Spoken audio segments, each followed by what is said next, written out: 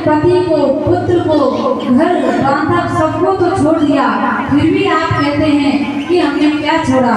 अरे संसारियों से यही तो नहीं छूटता, और हम सब कुछ छोड़कर आपके पास आई हैं। तो भगवान उस गोपी गीत को श्रवण करके प्रभु उनके मध्य में प्रकट हो जाते हैं, और जब प्रभु प्रकट हो जाते हैं तो गोपियाँ उन्हें देख करके प्रसन्न हो जाती हैं। कहते हैं जब गोपियों ने उन्हें पुकारा है तो वे 5 ठाकुर उधर प्रकट हुए हैं, और उन्होंने जब प्रभु को पुकारा है तो इधर गोपियाँ प्रभु से लिपट जाती हैं और फिर उनके साथ में प्रभु रास करते हैं। तो आइए हम भी प्रभु के साथ में उन गोपियों के रास का दर्शन करें, और देखिए उस रास में जब सभी गोपियां आई तो उस रास को देख करके भोले भगवान भी उस रास में आते हैं। तो आप इस रास का आनंद लें, और जो भी रास का आनंद लेता है प्रभु उससे प्रसन्न होते हैं। तो गोपियों के साथ में प्रभु ने फिर रास रचाया है। सांवरिया मुरली बजा, मैं तो झांझर छनकाऊंगी। सांवरिया मुरली बजा, मैं तो झांझर छनकाऊंगी।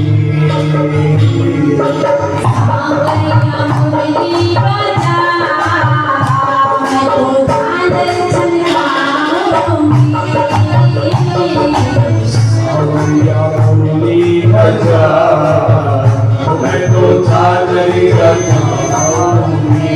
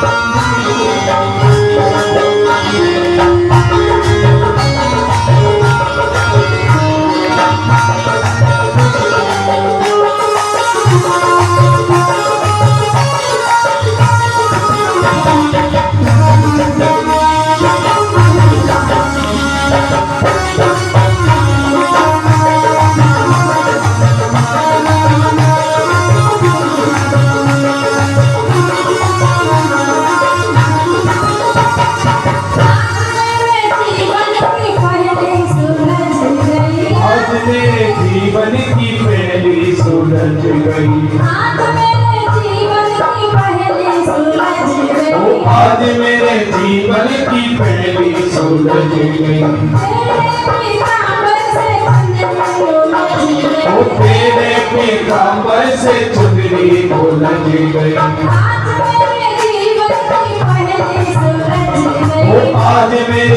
जीवन की पहली सुलझ गई।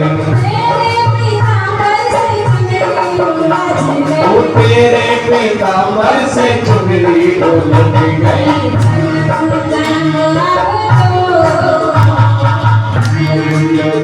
अब तो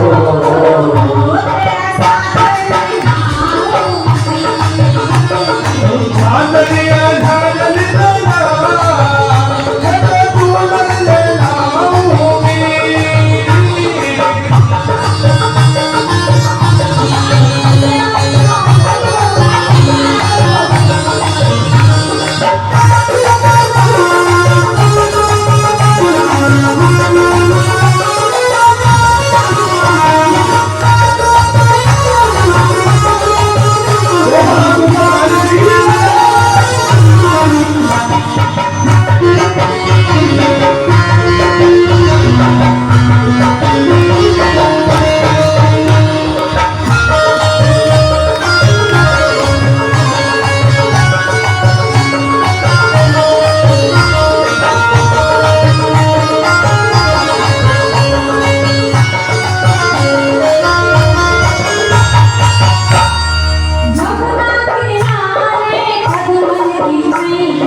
यमुना के नारे खजमन की चैया, ओ यमुना के नारे खजमन की चैया। ओ डालूंगी थारे घर में गलवैया, ओ डालूंगी थारे घर में गलवैया।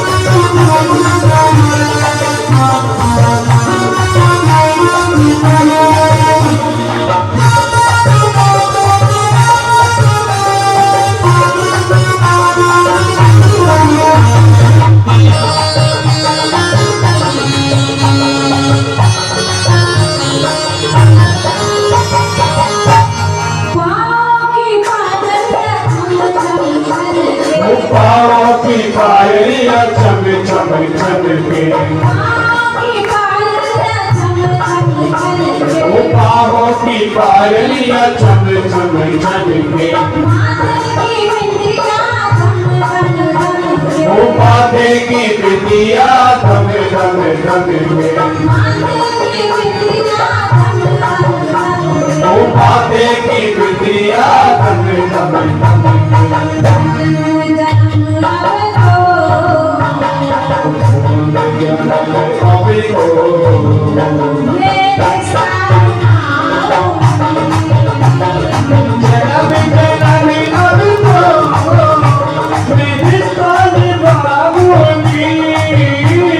सावरिया मुरली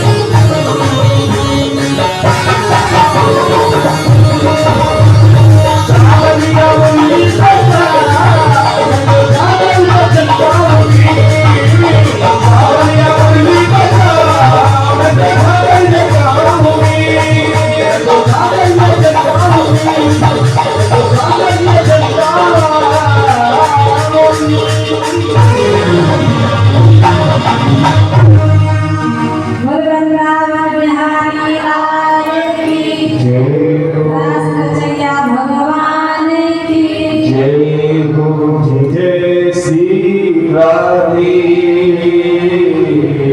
श्याम। अब ये बताओ, भगवान रास रचा रहे हैं और जब पूरी कथा जब संपन्न हो जाती है, जब आएंगी मैडम की तरह निकल के फिर भूल गई यहाँ यूँ नहीं कि रास हो रहा है तो आप खड़े हो जाए। अरे मौका निकल जाए, जब तुम वो कहते हैं ना सांप निकल जाए तो पीछे लाठी पीटते रहो, उससे कोई मतलब नहीं। अब यहाँ भगवान रास रचा रहे हैं गोपियों के साथ में और आप हाथ पे हाथ धरे बैठे हैं। अरे भगवान शंकर समाधि को छोड़ करके उस रास में आए हैं और तुम्हारी तो ऊपर हाथ ही नहीं उठते। अब देखो भगवान शंकर भी जा रहे हैं तो जो बाद में नाचेगा ना उसको फिर नाचने नहीं दूंगी। अब रास के अंदर नाचो भाई, मौके पर नाचो तब तो उसका कुछ मतलब है। तो जिसको भी, क्योंकि मुझे पता है कौन कौन गाना नाचता है, इसलिए अब भोले भगवान जब रास में आए हैं भैया उसको गाओ एक दिन वो भोले भंडारी के, देख देख कौन नहीं नाचता। एक तो वो है, एक ये है, एक ये, तीन तो है और हमें तो मुझे तुम्हें से इतना दिखाई नहीं देता रहूँगा। बोल वृंदावन बिहारी लाल की जय हो। तो भगवान रास रचा रहे हैं और फिर भी हम इसका आनंद नहीं ले पा रहे। अरे एक दिन शेष और है, फिर अपने घर में जाकर लेट मांगना कोई नहीं कहेगा आपसे। बोल वृंदावन बिहारी लाल की जय हो। एक दिला भोले भंडारी बन करके ब्रजधारी वृंदावन आ गए, रास में आ गए। एक दिला भोले भंडारी बन करके ब्रजधारी वृंदावन आ गए, वृंदावन आ गए। एक दिला भोले भंडारी बन करके हमारे वृंदावन आ गए हैं, वृंदावन आ गए हैं। पार्वती जी मना बिहारी, पार्वती जी मना बिहारी, लावल त्रिपुरारी वृंदावन आ गए हैं, रास में आ गए हैं।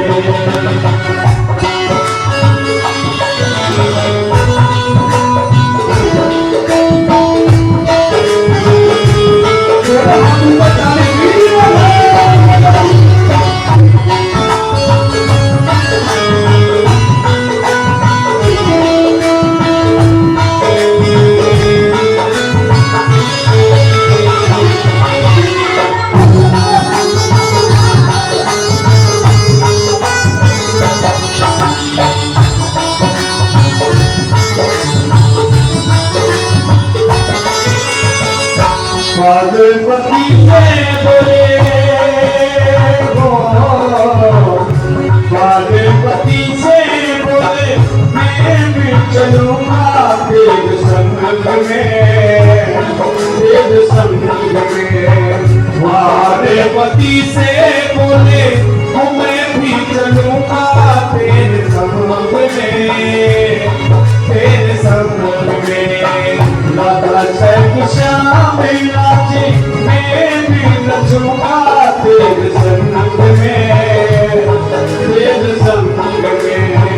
राधा श्याम नाचे मैं भी नचूंगा तेरे संग में, तेरे संग में। हर रास रचेगा गज में बारी, रास रचेगा गज में बारी, हमें दिखाओ क्रांति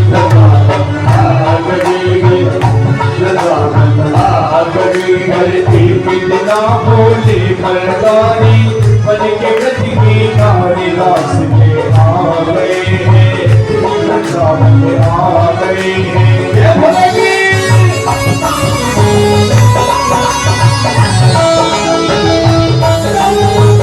हाथ ऊपर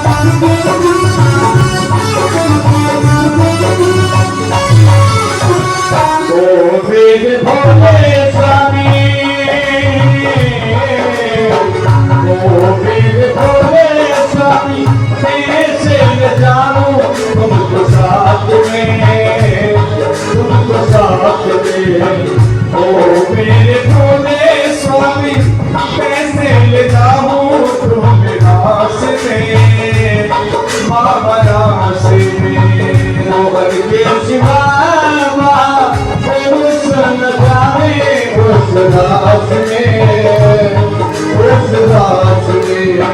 मोहन के सिवा पुरुष न जाने उस रास में महारास में हसी करेगी नजमी रानी हसी करेगी नजमी रानी मानो बात हमारी बता बंधा गली रात में आ गई हर पार्वती भी बना बिहारी रावले पुराने रास में आ गए हैं रावण आ गए रे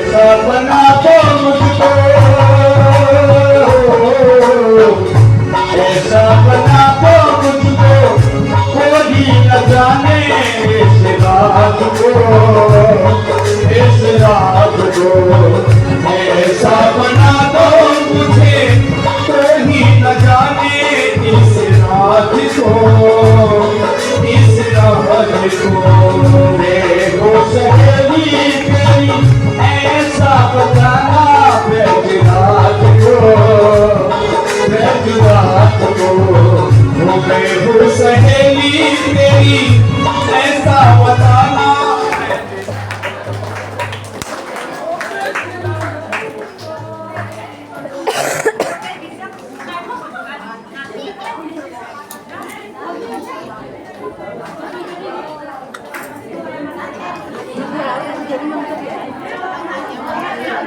बना मुझको कोई न जाने इस राज को ऐसा बना दो मुझे कोई न जाने इस राज को मैं हूँ सहेली तेरी ऐसा बताना राज को मैं हूँ सहेली तेरी ऐसा बताना ब्रजराज को बना के जोड़ा पहने के साड़ी बना के जोड़ा पहने के साड़ी चल चले मत वाली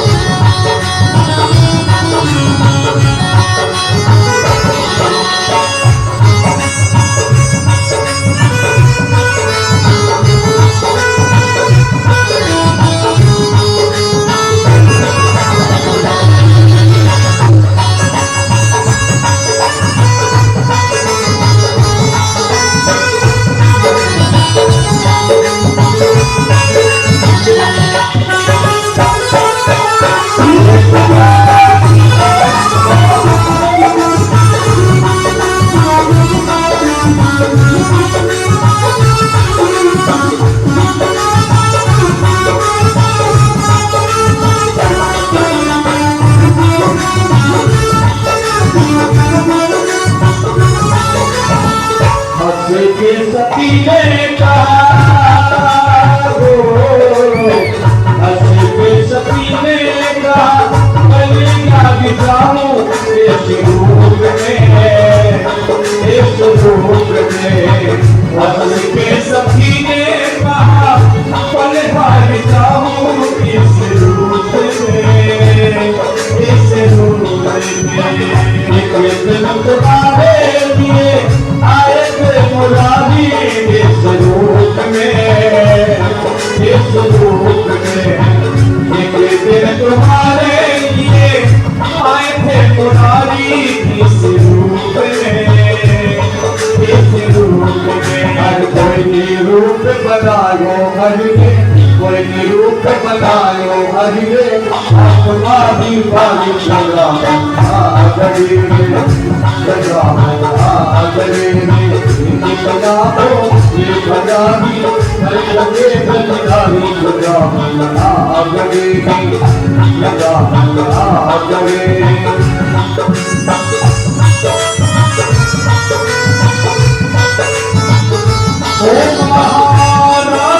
चाहूंगी मैं बिचारी, ये बोले ठकुरानी, बात बदले मारी।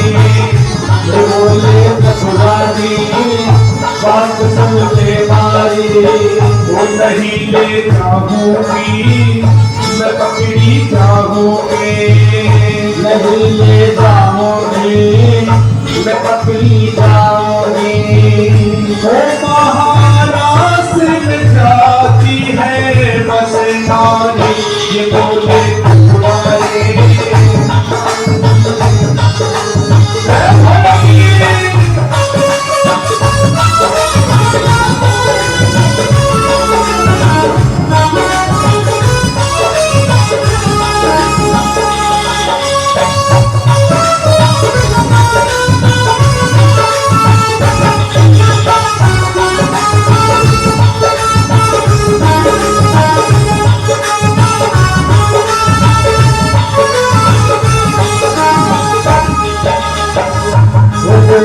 प्यारी पहना के मुझे साड़ी, सजा के मुझे जल्दी से। होना प्यारी पहना के मुझे साड़ी, सजा के मुझे जल्दी से। वो मेरे माथे पे दिया लगा दे, चमका दे मुझे जल्दी से। मेरे माथे दिया लगा दे, चमका दे मुझे जल्दी से। वो चटा चूट का बना के चूड़ा सुन ले मेरी प्यारी, वो चटा चूट का बना के चूड़ा सुन ले मेरी प्यारी। एक लहरीदार चूनरे माथे पे डाल के, एक लहरीदार चूनर माथे पे डाल के। भोला बन जाओ भोली आगे काट के, भोला बन जाओ भोली ममता निकाल के। भोला बन जाओ भोली ममता निकाल के, भोला बन जाओ भोली ममता निकाल के। भोला बन जाओ भोली ममता निकाल के, भोला बन जाओ भोली ममता निकाल के। भोला बन जाओ भोली ममता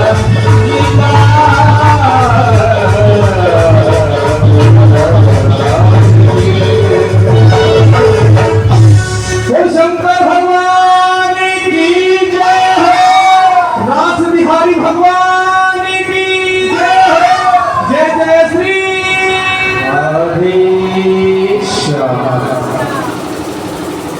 भगवान भोलेनाथ वृंदावन में प्रभु के पास रास लगाने जाते हैं, और जैसे प्रभु बंसी आदत करते हैं तो वह मगन होकर नृत्य करते हैं।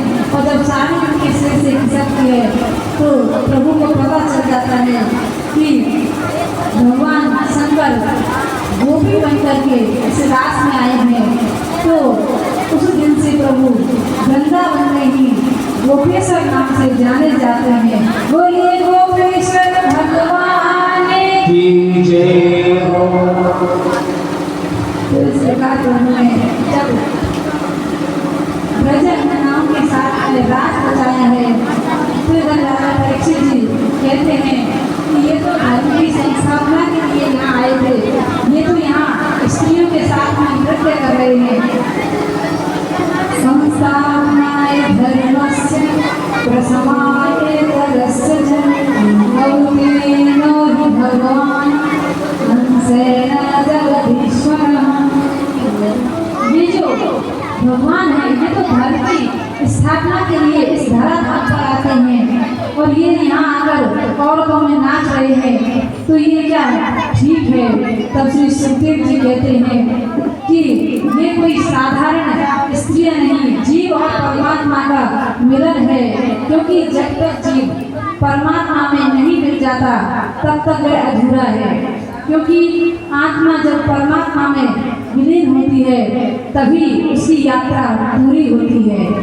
ईश्वर अंश जीव अविनाशी, चेतन अमर सहज सुख राशि।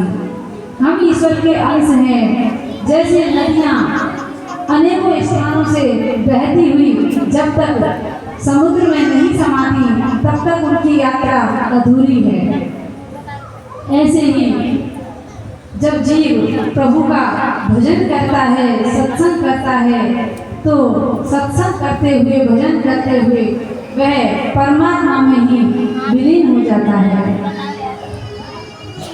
तो प्रभु ने सभी ब्रज गोपियों के साथ में रास रचाया और कहते हैं कि इन्होंने इतने स्त्रियों के साथ में रास रचाया है, तो राजा परीक्षित जी कहते हैं कि ईश्वर सब कुछ करने में समर्थ है, तो आप जब विचार करते हो कि अरे भगवान ने इतने सारे विवाह किए हैं, तो हम भी यदि 2-4 कर लेंगे तो क्या हो जाएगा?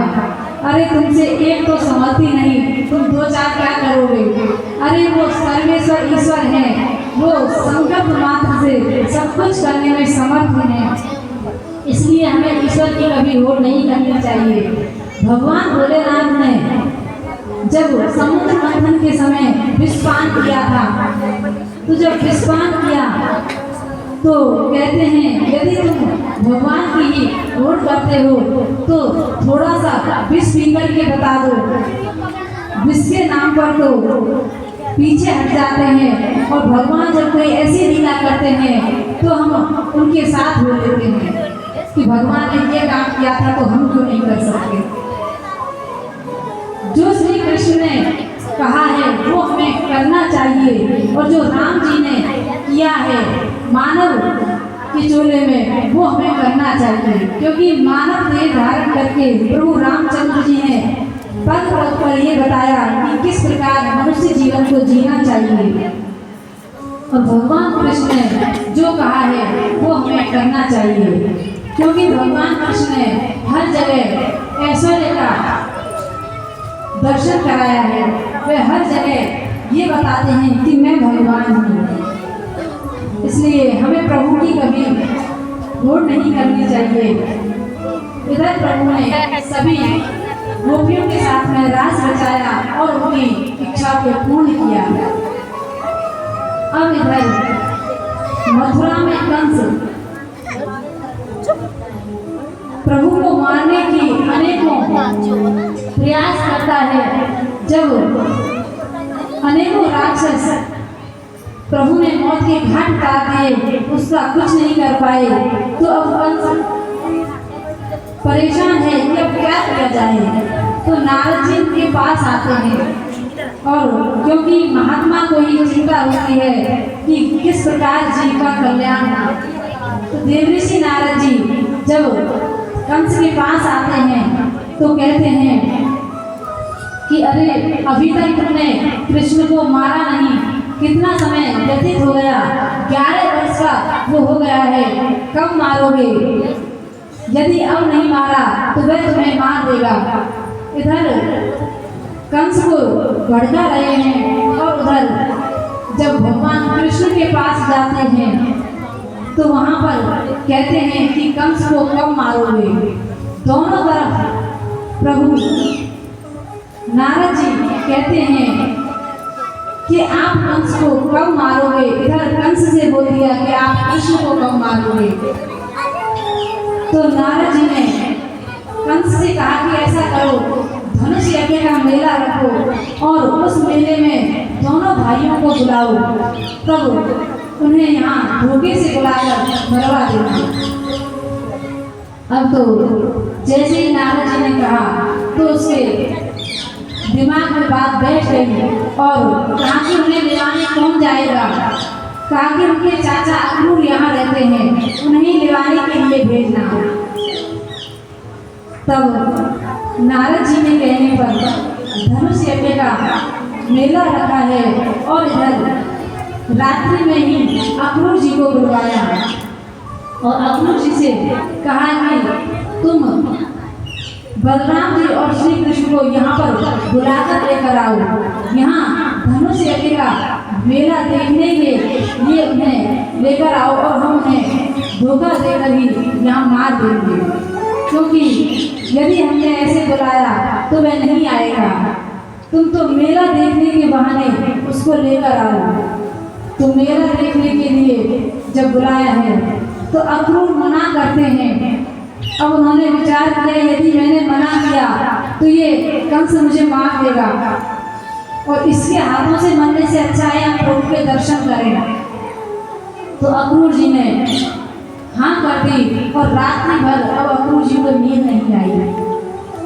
अक्रूर जी प्रभु का चिंतन करते हैं कि जो संत महापुरुष समाधि में बैठकर अनंत काल से उन्हें जप रहे हैं, ध्यान रहे हैं, कल मैं उनका दर्शन करूंगा और धन्य हो जाऊंगा। तो इस प्रकार अक्रूर जी अपने कृष्ण का ध्यान करते हैं और अपने ही मन में विचार करते हैं कि जब मैं वृंदावन पहुंचूंगा तो वे दौड़ कर आएंगे और मुझसे लिपट जाएंगे। लेकिन जैसे ही उन्हें याद आया कि मैं उन्हें यहाँ मारने के लिए लेकर आ रहा हूँ तो उदास हो जाते हैं। ऐसे ही विचार करते हुए जब प्रातः काल हुआ, प्रातः काल होता है तो अक्रूर जी रथ सजाते हैं और उस रथ में विराजित होकर के आज वे वृंदावन की ओर जाते हैं। मथुरा से वृंदावन ज़्यादा दूरी पर नहीं है, लेकिन अक्रूर जी जब जाते हैं तो कभी बैठे बैठे उनकी समाधि लग जाती है, कभी प्रभु को की उस छवि को मन से निहारते रहते हैं। तो ऐसे ही करते हुए वे जब 10 घंटे के आसपास वहाँ पहुँचे हैं तो जैसे ही वृंदावन की भूमि में पहुँचे तो दाऊ और कृष्ण दोनों गाय को ऊपर आ रहे थे। इतने में उन्होंने सुना, देखा कि हमारे चाचा जी आए हैं, तो वे दौड़ करके उस बाल्टी को वहीं रखा और अपने चाचा को प्रणाम किया और उनके गले से लिपट गए। जैसे ही गले से लिपटे हैं कहा कि चाचा जी आज इतने दिनों बाद कैसे आना हुआ। कहा कि आपको सब पता है कि मैं क्यों आया हूँ। कहा हमें तो सब कुछ पता है, लेकिन आप हमारे माँ बाबा को कुछ मत बताना, यदि उनको बता दिया तो फिर वे जीवित नहीं रहेंगे। उनको तो बस यही कहना कि धनुष यज्ञ का मेला है, जो मेला देखने के लिए हम इन्हें लेकर जा रहे हैं। ये मत बताना कि कंस ने इन्हें बुलाया है। तो कृष्ण के कहने पर उन्होंने कहा कि मैं नंद बाबा और माँ यशोदा को ये नहीं बताऊंगा। इधर महल में लेकर आते हैं। जैसे महल में आए तो नंद बाबा उठकर खड़े हो गए और उनका स्वागत सत्कार किया। और जब रात्रि में सभी भोजन करने बैठे हैं तो अक्रूर जी बोलते हैं कि मैं कृष्ण को और बलराम को धनुष यज्ञ का मेला देखने के लिए दिवाने आया हूँ। तो माँ यशोदा बीच में ही बोल पड़ी कि मैं अपने लाला को अपने से दूर नहीं करूँगी। अरे मैंने इसको बड़े कष्टों से पाला है। मैं इसे एक मिनट के लिए भी अपने से दूर नहीं करती और तुम इसे मथुरा दिलाने के लिए आए हो। कहा कि ये मेला देखकर वापस आ जाएगा, लेकिन माँ यशोदा जब नहीं मानी तो अक्रूर के मुख से निकल गया कि इसके माता पिता से पूछकर आया हूँ। अब तो माँ यशोदा कहती हैं कि इसके माता पिता तो हम हैं, ये किससे पूछकर आया है? तो वे कहते हैं कि मैं देवकी और वसुदेव से पूछकर आया हूँ।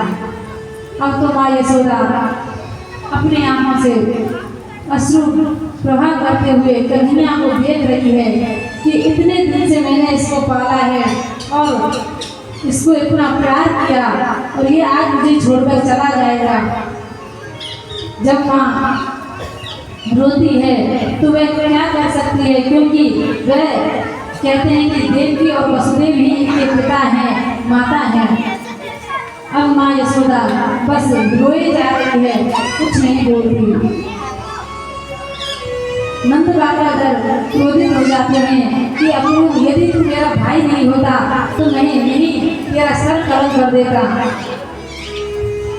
कहा कि इसमें मेरी क्या गलती है, मैं तो इन्हें उनकी आज्ञा से दिलाने के लिए आया हूँ।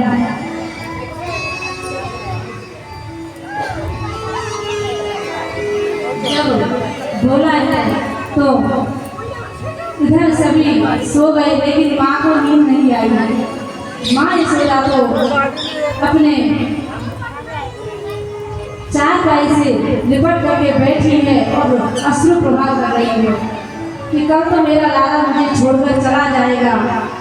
इधर कन्हैया को नींद नहीं आ रही, क्योंकि वे भी अपनी माँ से कभी दूर नहीं हुए। कन्हैया उठ करके अपनी माँ के पास जाते हैं और कहते हैं, भैया तू चिंता क्यों करती है, मैं मेला देखकर वापस आ जाऊंगा, व्यर्थ नहीं इतना रो रही है। तो कहते हैं कि लाला तुमने सुना नहीं, अक्रूर ने क्या कहा कि तेरे माता पिता से पूछकर आया हूँ।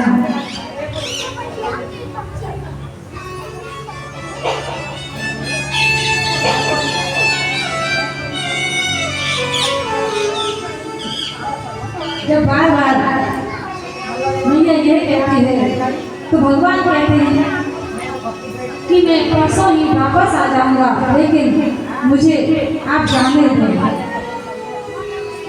इधर बात करते करते प्रातः काल हो जाता है, रात्रि को उनको नींद नहीं आता। तब इधर जैसे तैयार होते हैं और महल से बाहर जाते हैं तो गोपियां राह में खड़ी हो जाती हैं। राधा जी भी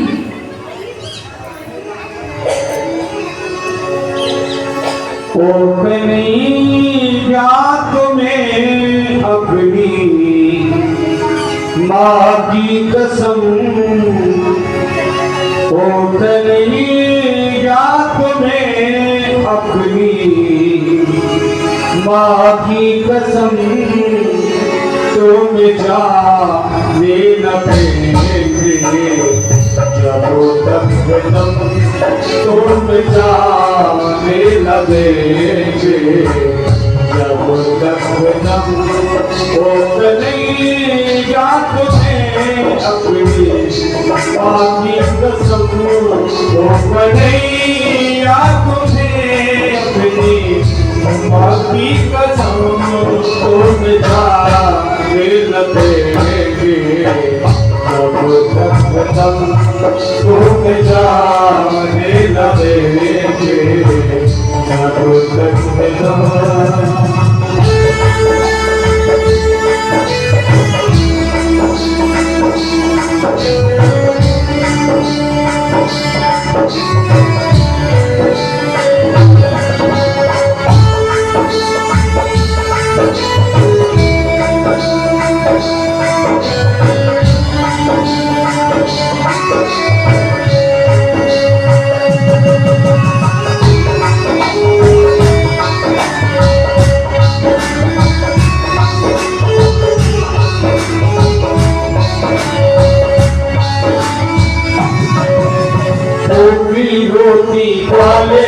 रोती रोती यशोदा मैया, रोती रोती वाले रोते रोती यशोदा मैया।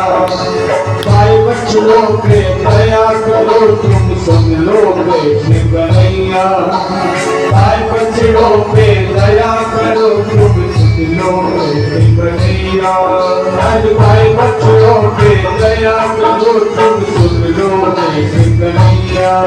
ओ गाय बछड़ों पे दया करो तुम सुन लो कृष्ण कन्हैया। कन्हैया तुम्हें अपनी राधा की कसम, ओ कन्हैया तुम्हें अपनी राधा की कसम, तुम जा दे लगे तुम जा